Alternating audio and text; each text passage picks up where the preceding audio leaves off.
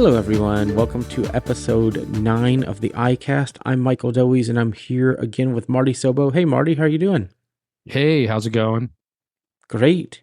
So we kind of are coming off of the crazy Apple week of news of new Macs, and we said we'd report back this week on a topic that we brought up last week, and that was the shot on iPhone video, right?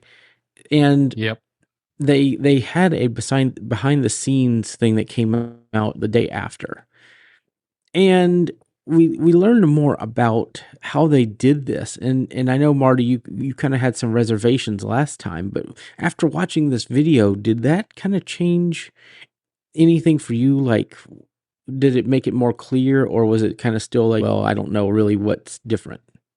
No, I mean, it definitely made it more clear. It was definitely really interesting and really awesome to see, how they did all of that. And yeah, I will say right out of the gate, it's definitely amazing that you could get that kind of quality with a phone. I mean, that's just incredible to me that the phones are that powerful and the smallest little things, for example, and this is something they talked about in the video where now that they have USB-C on the phones, the capability of being able to plug right into external storage so that you're not burning up all the storage in your phone, that's pretty awesome. Just that in itself, being able to do that. So, I mean, I think that, the idea, the technology, is all amazing. Just to even say that you can do that kind of quality of video with a phone is just insane to me. I mean, look at where phones have come from. It's just crazy. Now, with that being said, this is the one thing I also will say. You got to take it a little bit with a grain of salt because they have unlimited resources. And just because they shot the actual video portion, of the thing with their phones, everything else is so high quality. I mean, they've got, millions of dollars in lights and millions of dollars in sounds and millions of dollars in microphones and audio. And they have all of this, high ability staff to be able to edit and do 3D animations and all of those things. So, I mean, you can definitely shoot amazing quality video and do some pretty awesome stuff, but also understand that aside from the phone itself, the technology that they're using to make that video as awesome as it is, they still have unlimited resources. So I just think that that's something, people should just understand, that it's just, you're not going to pull out your phone and just shoot a video and it's going to turn out like that. Right. Now, I do think, but I will give Apple credit to this. It's not like they just showed somebody shooting an iPhone. They actually showed the cranes, pulleys, and drones, like drone going up, and they actually had, showed the drone flying up in the air to take video. So I think it's good that they did put all of that out there. Oh, yeah. Saying that, we did use these resources to make this work, but it was shot on an iPhone. So except for the drone footage. The drone footage was different cameras. I don't think they used iPhones for the drone footage. Most likely not. They either that or they had a drone holding an iPhone. That is something they can do. Yeah, that is true. So, and I don't know if you saw this, but it was interesting. They actually did show the drone going up and kind of swerving and zooming and things with the footage on that video. I found that very interesting that they showed that working. Yeah, which makes me think that it definitely was not a drone carrying an iPhone and trying to shoot video. I think that would have been a lot more of a challenge to be able to have a drone carrying a phone, shooting video, and being able to do all those crazy shots they were doing. Right. I think it's hard enough just to get those kind of shots just with a regular drone with, a really good camera attached to it. So, but it might be one of those situations where they do have unlimited resources, so they may have a drone, like one of those really, really fancy, almost military grade drones that are holding the iPhone. So who knows? I mean, yeah, that's true. We don't have the knowledge to know if that's what they did or if it was like a GoPro on a drone or. Yeah, they're not going to give away every single little secret. They got to keep some things magical. Although I do think that they said that they edited, they said shot on iPhone, edited on Mac. But I'm kind of wondering because I've heard that they used the Blackmagic app and they edited with DaVinci Resolve, from what I've heard. So it's interesting that they're not even doing this with their software. Yeah, you don't think they're using Final Cut Pro? And No, I've been told that they use DaVinci Resolve in the Blackmagic camera app. now, here's a question for you. This is kind of crazy that they tout their software and that it's some of the best software in the industry, yet they don't use their own software to make their magic. I mean, it's kind of, if I was to be in the market for video editing software, you could look at Final Cut Pro and go, hey, I can run this on my Mac. I can run this on my iPad. It's a little bit of a different experience from the two, but I mean, it's still Final Cut Pro. Or I can look at DaVinci Resolve because that's what Apple uses, right? I mean, it's kind of weird. Right, and DaVinci Resolve is free. But one of the things that I think it's important to point out, there could be a few things there. One, Apple could be toting those programs because DaVinci Resolve is free, or they might be toting those programs because their staff just prefers those programs, or they're being sponsored to show those programs. Yeah, it could be any one of those three, or it could be all three of those things. Who knows? Yeah. So the world will never know, except for if you're part of, work in Apple Park. It's like they give you a little peek in, but they're not going to give away all their secrets. So. Right. So I think that's part of the magic, though. Yeah, I mean, I'm not sure I would want to know every single thing. It takes the fun out of it, It does. But I like that, because I don't know that they really expected the social, shot on iPhone. What? Huh? I don't think they expected that. It was just, or maybe they did. Maybe they did. Well, I think a lot of people were really wanting to see what it would be like to shoot on a phone that had USB-C, because even iPads, they've had USB-C for a while now, but nobody uses an iPad to shoot video, really. You know what I mean? Most people use it for just, watching content, or maybe it's like a secondary, workhorse to do production work in the sense of like emails, web, project management, like all those kinds of things, but I don't ever see anyone running around trying to shoot video with an iPad, really. And I actually think that the cameras on the phones are more powerful than the iPad cameras, really. Much more. So now one of the crazy capabilities is that they're able to, now that they have a USB-C, they can, plug in an infinite amount of hard drive space. You're not stuck to any one amount. It's just, you can hook up the phone, whatever hard drive, and then you can daisy chain those if you're running all USB-C hard drives. SSD, I'm sure they're high speed. Or if you need to do hubs, or if you need to do anything. I mean, there's a lot of stuff. USB is great because it just allows you to use so many different utilities. It really opens up a whole world, So that's what I like about USB-C. And it's great that you can use any cable, USB-C is USB-C. There's no proprietary thing.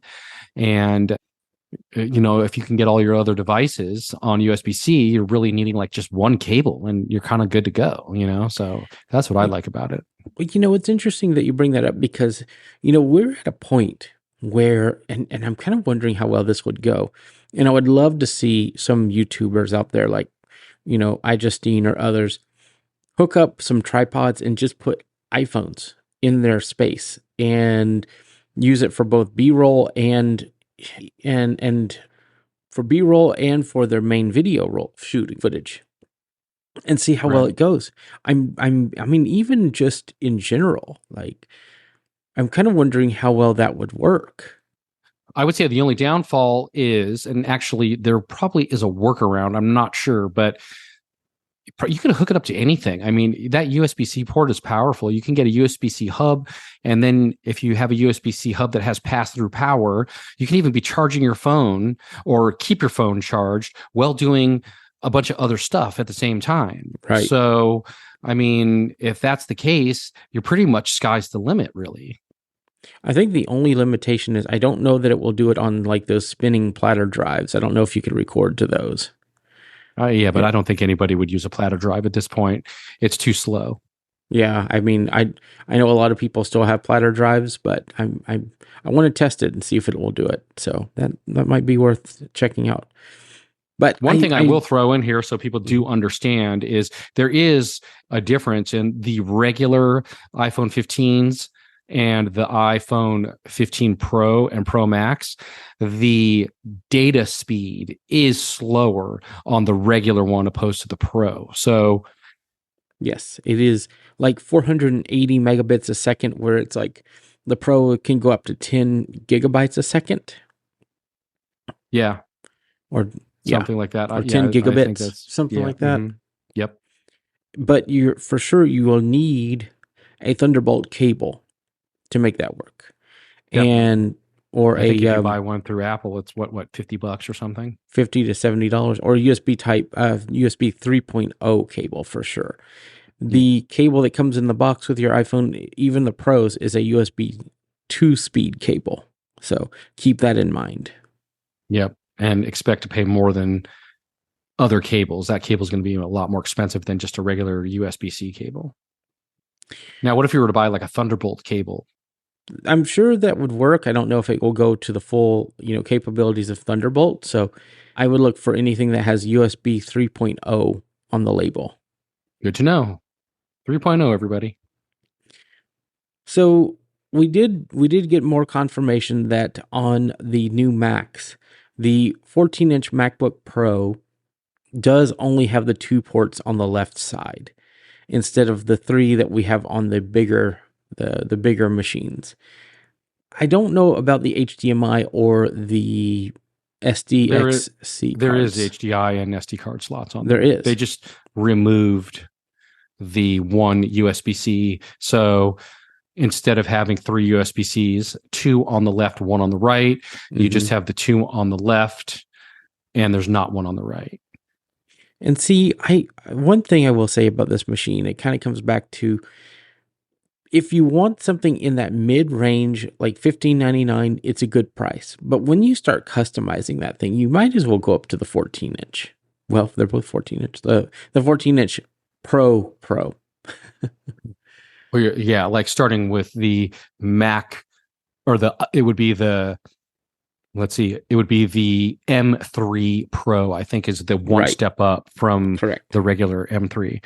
Correct. And I think the reason why they actually did do this, and if you go back and you look at any of the other machines, that had more ports, like the Mac Mini originally, any of the Mac Minis with just the regular standard processor, not either the Pro or the Max or anything, they also only carry the 2 USB-C ports or the 2 Thunderbolts. That's correct. They don't have 3. And I think the reason why they do that is because something that has to do with the processor only handles 2 and not more than that.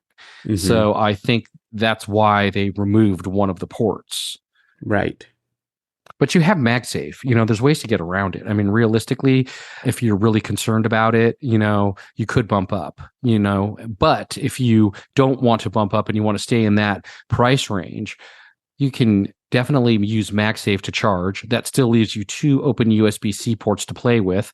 And you can always get a hub, which is going to expand to whatever you need to be able to, run external hard drives or, go into an interface or whatever you need to do, So You're not really that limited, in my opinion. I mean, yeah, you're missing a port, but it's really not the end of the world. Right. Exactly. So, I mean, the MacBook Airs have that, and I'm totally fine with that on the Air. Basically, it's like having an Air, but plus a lot more features. Yeah, I think the only other huge difference is that because it's the regular standard processor, not the Pro or the Max, the amount of RAM that you can max it out to is less on the regular than it is on the ones with the Pro or the Pro Max processors. Yes, you're correct as well. So if you're really needing like a ton of RAM, that might be something to consider. I mean, and if you need 3 USB-C ports or 3 Thunderbolt ports, those would be things to consider. But other than those 2 things, I'm pretty sure everything else is the same, I think.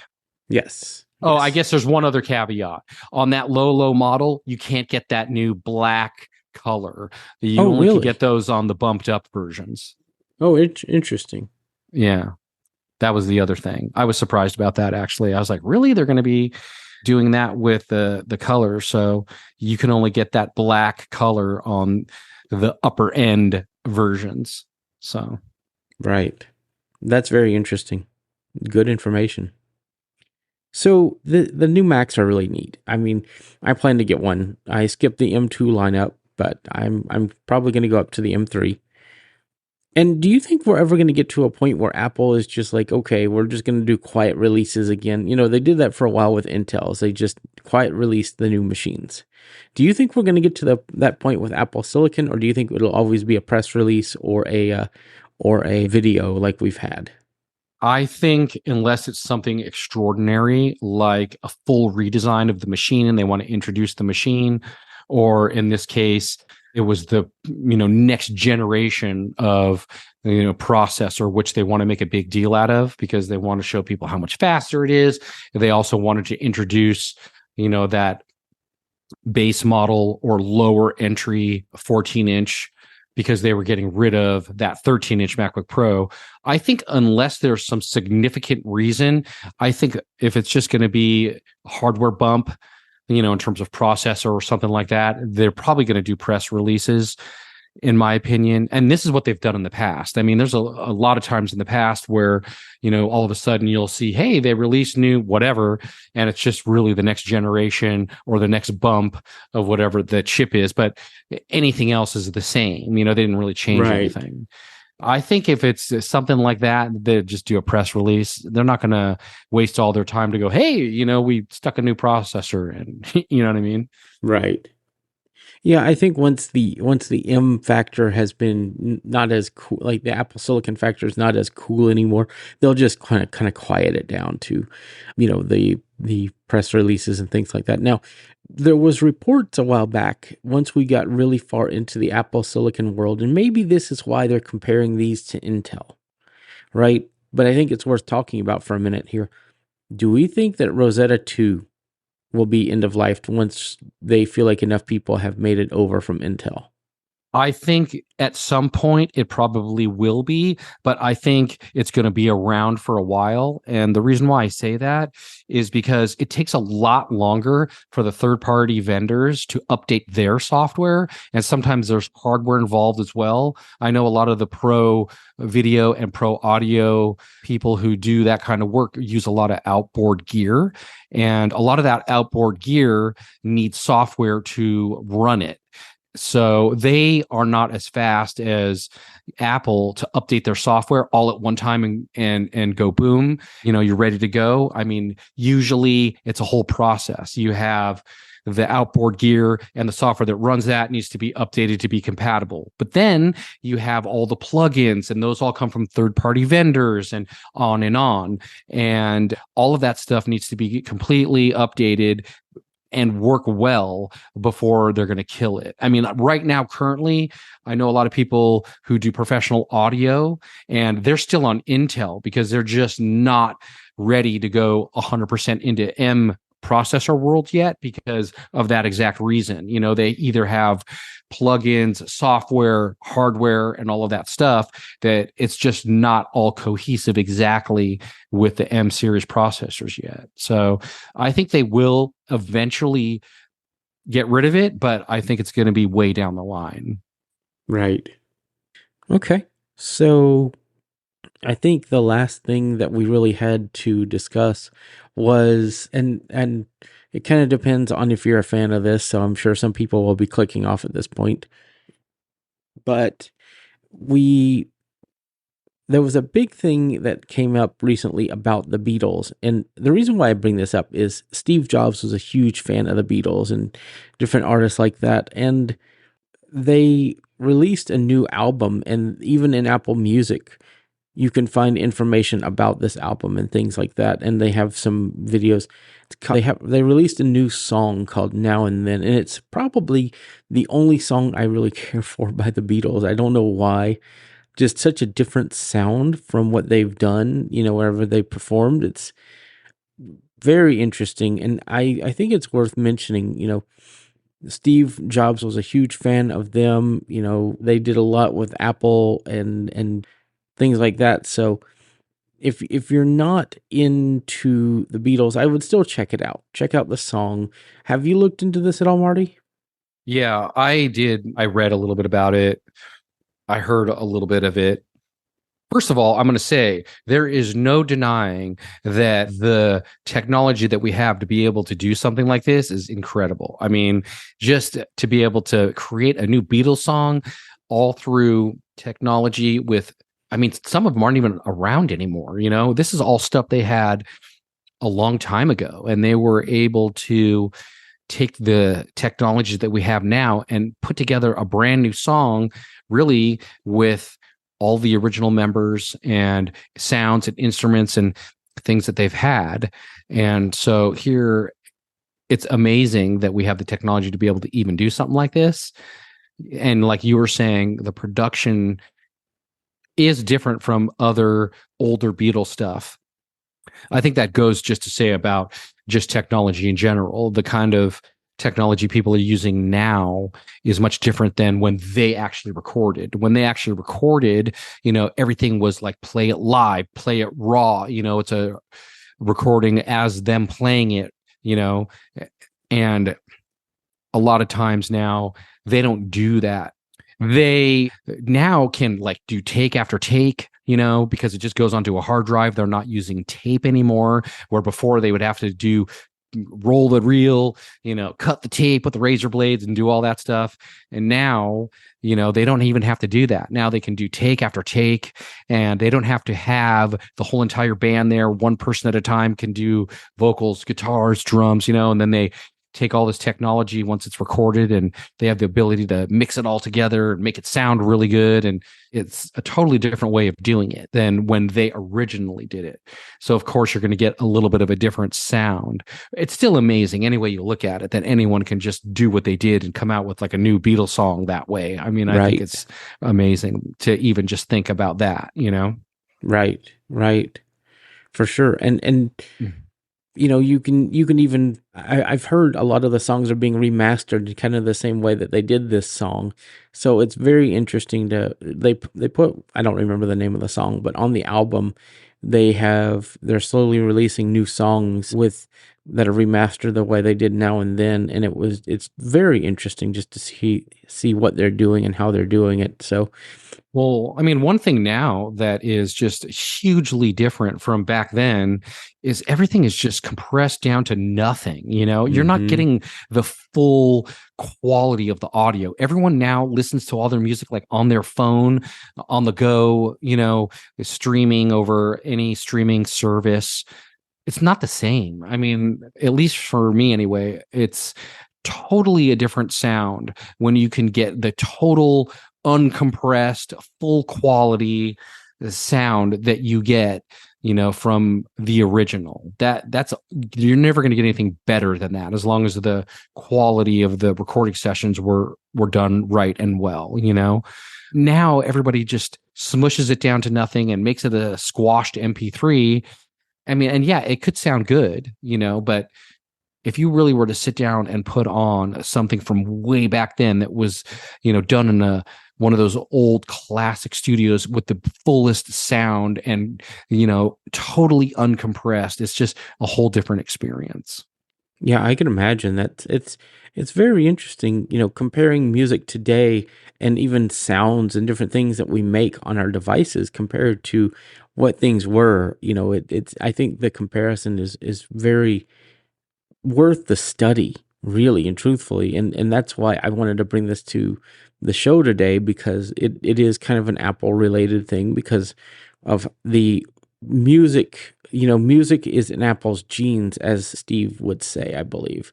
So I find it very interesting, that they were able to put out this song, and it's kind of powerful. And apparently, I was listening to, if you go and listen to Jonathan Mosen's latest podcast, he kind of goes into a more depth about this song. And actually, Now and Then was one of the last things that John Lennon said to Paul McCartney before he died. Just now, I'd love to see you now and then. And to me, that's really powerful. Oh yeah, for So, sure. really And he interesting probably had stuff. no idea, it's Right, just an innocent comment. right. But you never know what words you say will have the biggest meaning on the biggest group of people. So, True. Well, I think with that, I got one other thing I wanted to bring up before we close out the show. Mm-hmm. I just wanted to bring up that to all Apple Watch users, there was an update that came out probably less than 24 hours from the time of this recording. And for the purpose of a lot of people were having issues with their Apple Watch battery just getting chewed up really fast or maybe not lasting as long as it should. That was one of the main problems people were complaining about. So they pushed out this new Apple Watch update, which is supposed to solve that issue. I'm still trying to figure it out because I just updated mine this morning and I haven't had enough time to see the difference, before the update until now after the update. I'm kind of still within coming off a fresh charge from this morning. And let me see, I'll tell you, it was 100% this morning and now I am at 50% exactly since this morning. So we'll have to see how that goes. But if you feel like you're having trouble with your Apple Watch battery not lasting, check that update, see if you get it, and then take a look and see if your battery lasts longer. So there was also updates for all the other things as well that got pushed out as well, phone and iPad, Mac, all the things. So go check those out too and make sure you stay updated, get all those security bug fixes and all that good stuff. Fantastic. All right. So, Marty, do you have an app pick for this time? And where can people find you on the internet? I do. So my app pick for this time is actually something I came across on accident, I will tell you. It's actually called Terminology. And it's like a dictionary and thesaurus app, which isn't seeming to be that big of a deal. The reason why I purchased it right away as soon as I found out about this app was because it's made by the same developer as the developer who makes drafts. And his stuff is awesome. This app works with voiceover and he touts that, which is really amazing. And this the way this works, you can copy and paste into it. It gives you all kinds of information depending on if you're looking for definitions, thesauruses. It's really, really a great app. And it's a one-time purchase, $1.99, I believe it was. So it's totally worth it. I bought it immediately and it's just a great app, runs good. And I'm having fun with it. So go check that out. And if anyone wants to track me down, you can find me on Mastodon, Marty at unmute.community. Fantastic. So my app today is going to be it's not a traditional app. This one's a game that I found, and it does really well if you're low vision. It's not a voiceover compatible app from what I've been able to tell. So I want to throw that out there. But it's called BeatStar, BeatStar, and it's back to music. And it lets you, so it plays a song, and then you have to tap the screen as different beats reach a certain point. So it's kind of difficult, really fun. It syncs up to Apple Music, so it will grab your library, and you can unlock songs from your library and get, things that you want. So it's a really neat game. I'm enjoying it. It is a time and possibly a money sink depending on the investment you want to put into it. So just letting you know that. But it's a fun game. It works really well with Zoom, so you can move around with 3 fingers, all that good stuff. So fantastic game. Really fun and addictive. So as for people can find me online, I'm Mike Doeys at techopolis.social on Mastodon, Mike Doeys on Twitter, X, however you want to call it, Michael Doeys on Facebook, and Michael Doeys on pretty much everywhere else. You can email me at mikedoeys@icloud.com. You can find us on YouTube, on our YouTube channel. We are streaming the show there right now, and we're also on iAcast Radio, iacast.net/listen. So there's now 2 easy ways where you could find us, and I'm going to make another easy way here pretty soon now that I think about it. But we're here every week, pretty much every Wednesday recording, and then we have this thing out by the weekend. So always good listening. And yeah, it's been a great episode, a little shorter this time, but it's right after an Apple event, so it's bound to happen. So I want to thank you, Marty, for being here. This has been a great episode, and we will see you all next time. So thanks, and we'll talk to you all soon. See ya.